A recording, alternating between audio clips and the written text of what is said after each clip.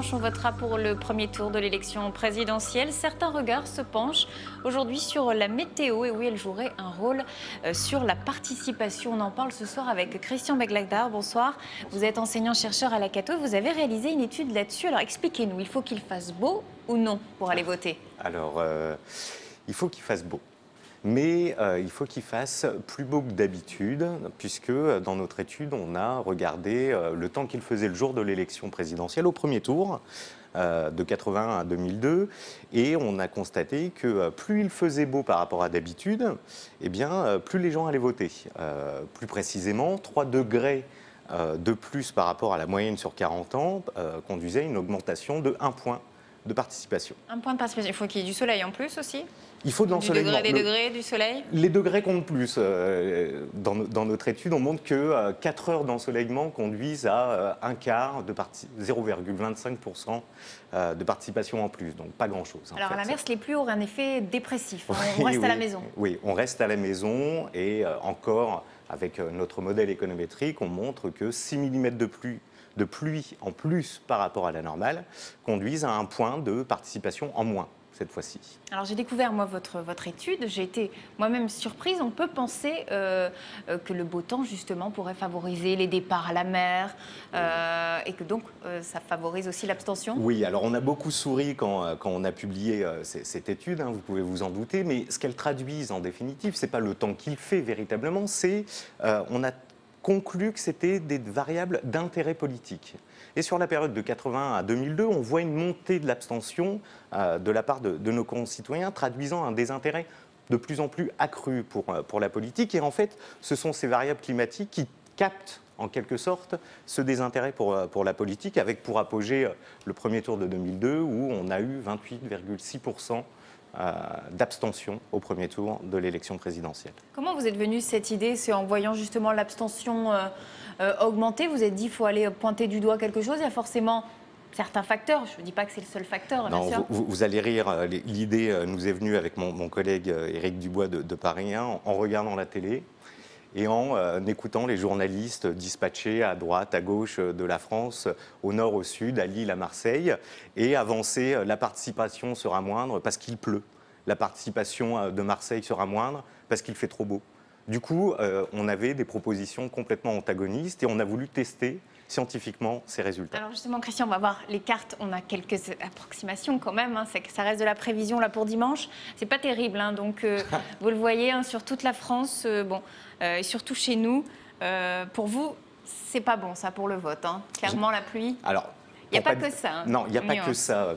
Comme je le disais, il faut regarder traditionnellement quel temps il fait le 21 ou 22 avril, le jour de l'élection présidentielle. Autrement dit, s'il fait moins beau que d'habitude ou s'il y a plus de pluie que d'habitude, effectivement, selon nos résultats, la participation sera atteinte. Mais je crois que depuis le premier tour de l'élection présidentielle de 2002, et ça s'est confirmé en 2007, nos concitoyens ont redécouvert le goût de la politique, ou tout du moins se sont fait un peu peur, avec le Front National au second tour en 2002. Et du coup, je ne parierai pas sur la significativité de ces variables météo pour l'élection à venir. Il y a un autre point noir que vous soulignez, Christian, dans votre étude, oui. Qui pourrait aussi jouer sur l'élection, c'est le calendrier et ces vacances scolaires. Hein. On tombe en plein dedans, nous, pour la zone B. Donc oui, l'Académie de Lille. Pour vous, ça c'est un mauvais point quand même. Alors c'est un mauvais point puisque effectivement les 3 zones pour le premier tour sont en vacances et selon nos travaux, effectivement, quand les 3 zones sont en vacances, eh ben, l'abstention est plus forte. Encore une fois, il y a eu des évolutions depuis 1980 en ce qui concerne le vote par procuration. Le vote par procuration est de plus en plus facile à obtenir et du coup diminue cette excuse des vacances.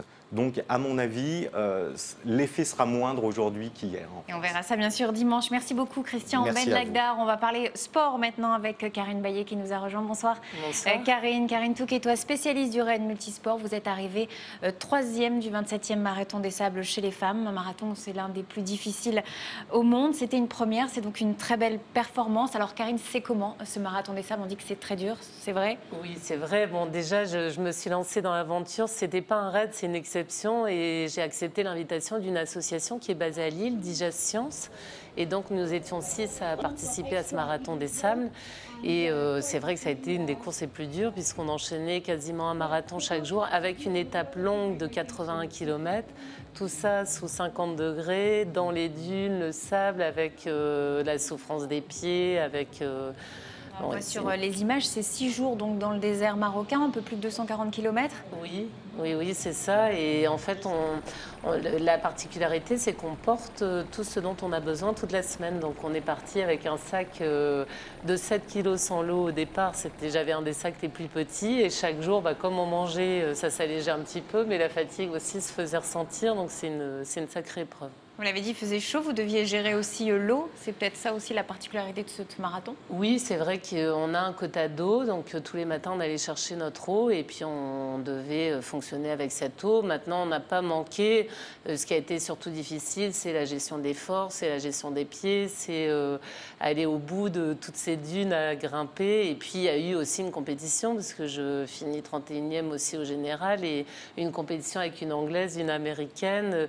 Mais ce qu'il y a de magique dans cet événement, c'est que tout le monde est là pour finir. On avait des gens, des champions, c'est un Jordanien qui gagne, et derrière, plein de gens qui sont là pour finir, vivre leur aventure. Et de ça a été de belles rencontres. Il y a un vrai mélange. Oui. De quoi vous avez le plus souffert? Vous parlez de la chaleur, du sable aussi, on le voit, vous avez des protections même autour des baskets. C'était quoi le plus dur? Le plus dur, c'était effectivement la gestion de la chaleur, la gestion de l'effort, la gestion des pieds, parce que quand on termine, qu'on enlève ses baskets, on a des ampoules sur les pieds.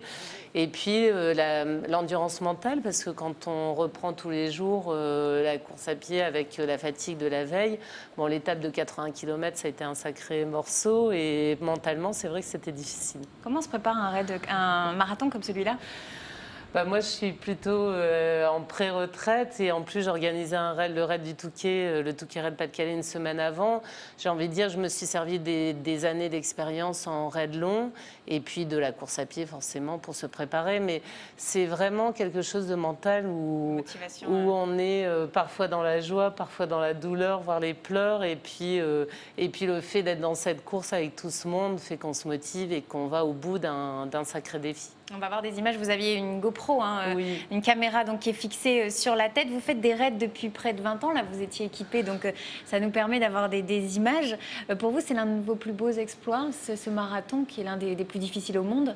Pas un des plus beaux. C'est vrai fierté. Que c'est une belle course. Oui, c'est une grande fierté parce que je l'ai fait un petit peu au pied levé pour faire plaisir. Et finalement, je me suis prêtée au jeu de la course, des paysages, d'être allée au bout de cette épreuve. On m'avait dit c'est vraiment une course à vivre une fois dans sa vie et je suis contente de l'avoir réalisée. Vous dites que vous êtes en pré-retraite, c'est pas une drogue non plus, le sport, et puis ce contact avec les populations. On a vu des enfants. Ça risque pas d'être difficile de lâcher J'ai toujours envie d'être sur le terrain, de vivre ces aventures, mais j'ai vraiment envie de partager ma passion. Donc j'organise des événements et j'ai envie d'être sur les courses, peut-être avec moins d'objectifs de performance, mais avec une envie de partage, de faire découvrir tout ce qu'on vit et tout ce qu'ont les gens dans la tête quand ils participent à ce genre de course. Et partager donc avec des images peut-être pour, oui. Pour les médias. Merci beaucoup Karine Baillet et encore félicitations pour ce bel exploit. Merci également à Christian Benlagdar d'avoir accepté notre invitation. On va voir rapidement les résultats de la question d'actu. Martine Aubry est-elle la mieux placée pour Matignon?